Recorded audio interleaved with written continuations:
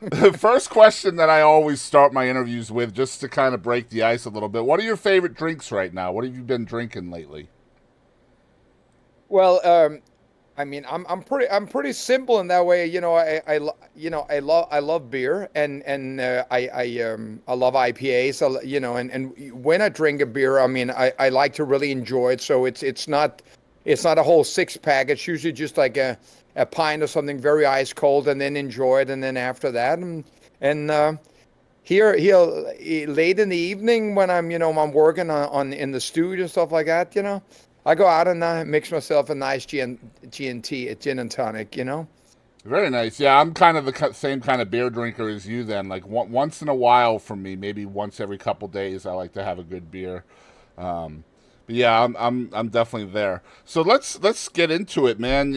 Long career. This, I believe. Correct me if I'm wrong. This is your 50th year in the music business. I think you started in '74, right? You know what? You hit that right on the nail, man. I was just in this. It says 50. Holy Yeah, this is 50 years this year. Jesus, this should be outlawed. Yeah? No, don't outlaw it. No way. Too much good music coming from you. So let's start back then. As a young guy, how did your musical future kind of start taking shape? Well, I mean, first of all, obviously, I never had any plan of going into music. I mean, Right. these days, kids are growing up with so much information and a view of the world and right in their hands. Um, but whenever a song were being played or an instrument were being played in school or the youth club, well, I would be in the front singing along or with time grabbing the guitar and teaching myself how to play a few Elvis songs and blowing in the wind and hanging out at the campfire and having all the other kids sing along and in reality that's my foundation right there, and I think I'm still using the same sort of approach to that. My songs have to be able to have someone join in, singing along, and so that's sort of the approach I take to how simple a song should be. That we end up, in the different bands that I've been and stuff like that, making some songs into like a 8-minute epic and stuff like that. It's a different story. Yeah, Um, absolutely. but the overall melody and stuff like that, I want to be on a simple side. And what were the, growing up in Denmark, what were the musical opportunities available to a young artist at the time?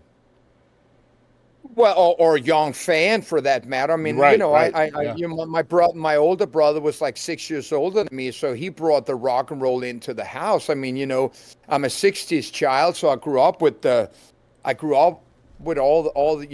the hippie rock, to start with, on every bench or stone, on the square sat a hippie playing, Dylan or Neil Young or Crosby, Stills, Nash and Young. I mean, that kind of stuff, and of course also a lot of Danish folk. And once my brother was sort of had departed from the Beatles and Deep Purple and Black Sabbath and Zeppelin and all the big English rock, Jethro Tull, Uriah Heep, all Wow. that came to the house and Bad Company.